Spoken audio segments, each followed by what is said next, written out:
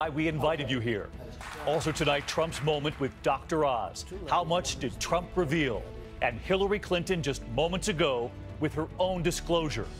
Also tonight, former Secretary of State Colin Powell hacked, calling Trump a national disgrace and calling Trump's birther movement racist. And warning of Clinton, quote, she doesn't look good, she's working herself to death. The tropical storm hitting the East Coast right now, gusting winds and rain pounding the coast, and the other major storm bearing down. Breaking news in the case of the driver who police say intentionally plowed into 3 officers who were simply standing there, what we've now learned tonight. And to the rescue, the school bus and the pickup truck and the Good Samaritans. This is ABC World News Tonight with David Muir. Good evening, and we begin tonight with major developments in the race for the White House. Donald Trump, a short time ago, stopped in the middle of a speech at a church in Flint, Michigan by the pastor, and you will hear what she said. Also tonight, the increasing scrutiny on the health of both candidates. Donald Trump going on the Dr. Oz show, saying he had a physical, and then hands it over to Dr. Oz. Late today, Hillary Clinton releasing new information from her doctor. And all of this with this race tighter than ever tonight. A new national poll out this evening showing Hillary Clinton with the lead nationally, 48-43. But perhaps the more telling numbers, the battlegrounds tonight. Trump is gaining ground in Florida. He's now ahead 47-44 within the margin of error. And look at Ohio tonight. Trump now leads 46-41. ABC's Tom Llamas leading us off.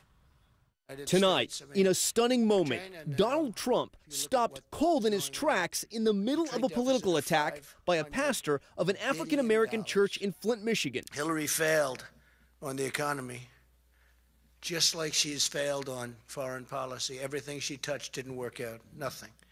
Now Hillary Clinton. Mr. Trump, I invited you here to thank us for what we've done in Flint, okay. not Okay. to give a political speech. Okay, that's good. Then I'm going to go back onto Flint. Okay. Trump quickly wrapped up and left. Earlier, Trump in a more familiar role, the showman building the drama, presenting the results of his most recent physical on Dr. Oz. Why not share your medical records? Why not? Well, I have really no problem in doing it. I have it right here. I mean, should I do it? I don't care. Should I do it? Yeah, no problem. It's 2 letters. One is the report, and the other is from Lenox Hill Hospital. May I see them? Saying, yeah, sure. So these are the report. Those were all the tests that were just done last week. Audience members tell us Trump revealed his cholesterol level, blood pressure, and the results of his latest colonoscopy, and that he takes a statin. They say Dr. Oz called Trump's health normal, and also this. Donald Trump said, I've always thought I could lose a little weight. The Trump campaign has yet to show reporters those 2 pages he handed to Dr. Oz. In 2015, Trump tweeted, I have instructed my longtime doctor to issue a full medical report. It will show perfection. But since then, all we've seen is this 4-paragraph letter. Trump's doctor, Harold Bornstein, declaring Trump, quote, will be the healthiest individual ever elected to the presidency. I got 5 minutes to sit right at this desk and write that letter while the driver waited for me. I think I probably picked up his kind of language and then just interpreted it to my own. Dr. Bornstein also performed Trump's physical exam last week. The campaign unclear on whether they will ever release a more complete medical history. I don't know why we need such extensive medical reporting when we all have a right to privacy. In the past, Hillary Clinton disclosed much more about her own medical history. Still, Trump has long questioned her health. And now, after that near collapse on Sunday, with Clinton home in Chappaqua, sidelined with pneumonia, her doctor, Lisa Bardak, releasing a new detailed health summary, saying Clinton's physical exam was, quote, normal, and she is in excellent mental condition. Clinton is taking several medications, including for her thyroid and allergies. Her doctor says her heart is healthy. As for her pneumonia, she's recovering well with antibiotics and rest, and that she is fit to serve as President of the United States. And Tom Llamas back with us again tonight. Tom, any word from the Trump campaign this evening on when they'll release more information?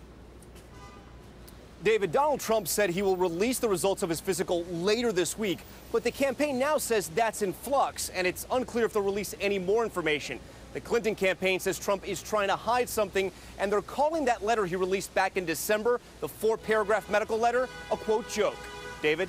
Tom Llamas on the campaign trail for us again tonight. Tom, thanks. Of course, as you heard there, the Clinton camp late today calling Donald Trump's appearance on Dr. Oz a, quote, charade. So let's get right to ABC's Dr. Richard Besser back with us tonight. First, the appearance on Dr. Oz today. What did you make of it? Well, we didn't learn a lot today. Perhaps we'll learn more tomorrow when that airs. But if all he shared was the results of his most recent physical exam, that's not a lot of medical information. In the meantime, Hillary Clinton almost timing this to a T late today, issuing 2 more pages about her medical history. But are these her medical records? No, these aren't medical records either. But here's the difference. When you combine this with what she released last year, you get a very detailed picture of her history, her family history, the diseases that run in her family, the problems she's had in the past, and we get a follow-up. We learn about her thyroid disease, her CT scan following her blood clot, and her pneumonia. This is the kind of detailed summary I would expect to get from another doctor who was referring me a patient. And it's enough for me to evaluate her campaign saying she's fit to be president. All right, Dr. Besser with us tonight. Rich, thank you. And to the other major development this evening, former Secretary of State Colin Powell hacked, calling Donald Trump in email, quote, a national disgrace, and Trump's birther movement, quote, racist.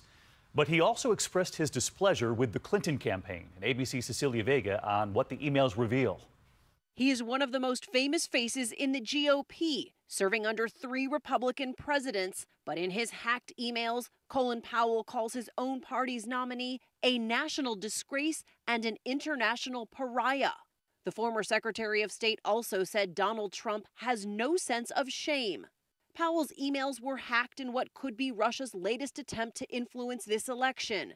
In those emails, he does not hold back, saying Trump appeals to the worst angels of the GOP nature and poor white folks. And about Trump's birther crusade against President Obama? If he wasn't born in this country, which is a real possibility, then he has pulled one of the great cons in the history of politics. Powell writing, yup, the whole birther movement was racist. Powell also seems to defend Hillary Clinton in an email to former Secretary of State Condoleezza Rice, saying Benghazi is a stupid witch hunt. But the niceties end there. Powell told a Democratic donor that Clinton doesn't look good. She is working herself to death. And just last month, Powell seemed frustrated after Clinton publicly suggested he was the reason she decided to use private email as Secretary of State, writing that Clinton, quote, could have killed this 2 years ago by merely telling everyone honestly what she had done and not tie me into it. I told her staff 3 times not to try that gambit. Powell has not said who he's endorsing in this race. In due course, I will, express my opinion about this, but I want to wait a little longer. But in 2014, he wrote, I would rather not have to vote for her, although she is a friend I respect. He says Clinton has unbridled ambition and calls her greedy, not transformational. So let's get right to Cecilia Vega live tonight as well. And Cecilia, any response from either campaign tonight after Secretary Powell's emails were revealed? Well, perhaps not surprising, David, no comment from either side. The Clinton campaign certainly wants to shift the focus while she is still here tonight recovering in Chappaqua at her home. She is back out on the campaign trail tomorrow. She's got 2 stops, North Carolina and Washington. David. Cecilia Vega in Chappaqua for us tonight. Thanks, Cecilia. To the other breaking headline at this hour, the tropical storm battering parts of the East Coast tonight. Wjla forming rapidly over Florida and then blowing up the coast. Gusting winds and pounding rain in St. Augustine. Straight line winds as well, ripping off this roof in Grant, Florida. Tonight, the tropical storm is hovering with flash flood threats up into North Carolina. And meteorologist Rob Marciano is standing by in Folly Beach, South Carolina. Rob. Rapidly developing tropical storm Wjla slamming the southeast seaboard with torrential rain. Sustained winds over 40 miles an hour churning up the waves along Florida's Atlantic coast, even spawning a tornado in Brevard County. Winds up to 85 miles per hour there. In Grant, Florida, straight line winds ripped the roof right off Warren Creese's home. The door started rattling really bad in the garage, and so I rolled it down really tight. So finally, when it quit, I opened the door, and then I seen my roof playing out in the yard. The storm marching north through the night.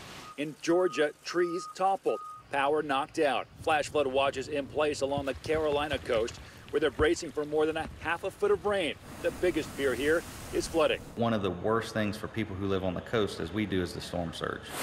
Tropical storm Wjla going from nearly nothing to the 10th named storm of the year. A rare occurrence for a system already over land, all happening in less than 24 hours. Wjla may have gotten its name over land, but now the center is over water, which means it's not going to weaken anytime soon. And the low country of South Carolina, the folks here don't want to hear that. We're coming up on high tide. These waves have just been pounding this coastline all day. We're seeing flooding in Charleston, and we'll see it again, I think, tomorrow. Take a look at the radar. Keeps rotating these heavy rain bands into South Carolina. That will continue. Futurecast brings us offshore a little bit tomorrow, but we're going to get another 5-6 inches of rain, so flooding is going to be a problem. And the official forecast track for the National Hurricane Center has this thing kind of doing loop-de-loops off the coast for the next several days. So looks like it's going to be with us for quite some time. David? All right, you'll be tracking this through this tomorrow morning, Rob. Thank you. And a monster typhoon has just slammed into the coast of China tonight. Typhoon Meranti, at one point, among the strongest on record, winds of 190 miles an hour. Already causing major flooding and damage in Taiwan, water breaching the seawall of the port, tossing shipping containers like toys there. And our chief foreign correspondent, Terry Moran, with the stunning images coming in right now. The super typhoon was packing some of the strongest sustained winds on record, 190 miles per hour at its height. A wall of water lashed this fishing port, boats pitching in the seas as Typhoon Meranti passed directly over Taiwan early Wednesday. These ships crashed into each other, one almost entirely on its side. A motorist struck by a piece of flying debris. Blinding rain and wind down power lines, crushing this car, toppling trucks, sending these shipping containers tumbling. Reports of over 25 inches of rain in 24 hours left streets flooded and mudslides blocking roads. Tonight, this storm is slamming into densely populated eastern China, still packing winds the equivalent of a Category 3 hurricane. And there's another typhoon coming just behind it. David? Terry, thank you. And back here at home tonight into Orlando now, a major break in the fire at a mosque, once attended by the attacker of the Pulse nightclub. Tonight, police do have a suspect in custody, and this surveillance video showing a bright light, then a man running away and out the gate. But what police revealed late today, and here's ABC's Steve Osensami now.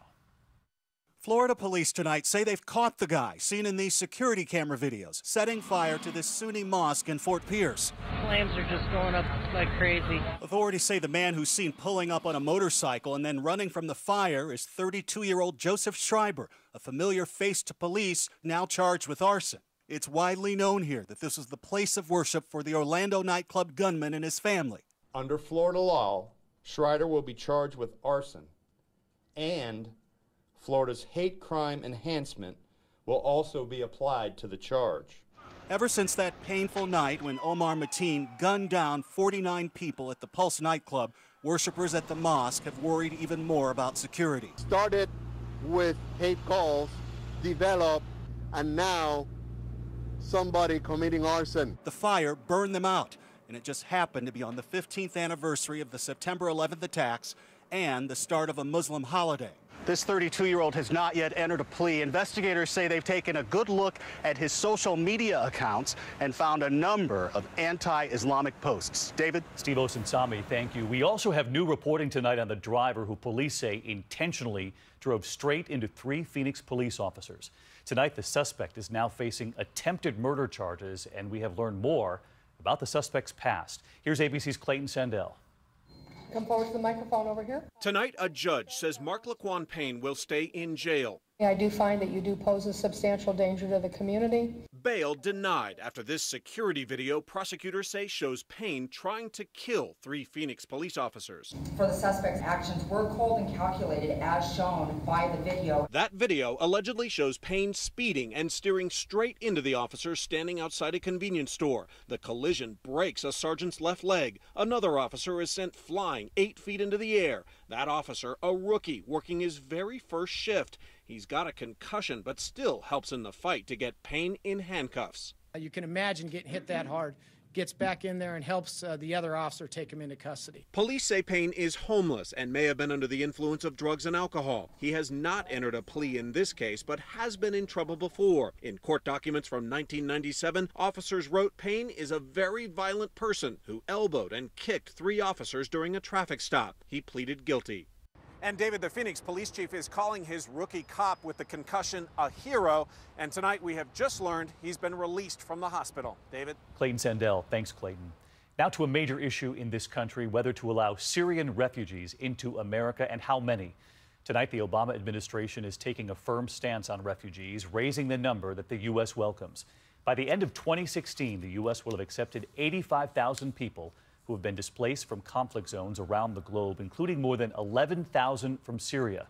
Next year, their goal will be 110,000. That's a nearly 30% increase. And we should note here that for more than a year now, we have been following Syrian refugees living right here in America. We also traveled to Amman, Jordan, to ask who is vetting the refugees. What we learned next Tuesday night, right here on World News Tonight and on a special edition of Nightline. We hope you'll watch.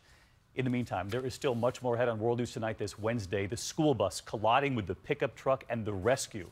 You can see the truck engulfed in flames here. Good Samaritans and police rushing in. Just an incredible scene. Also, the new warning tonight after a car catches fire, and this time authorities say a different type of smartphone inside.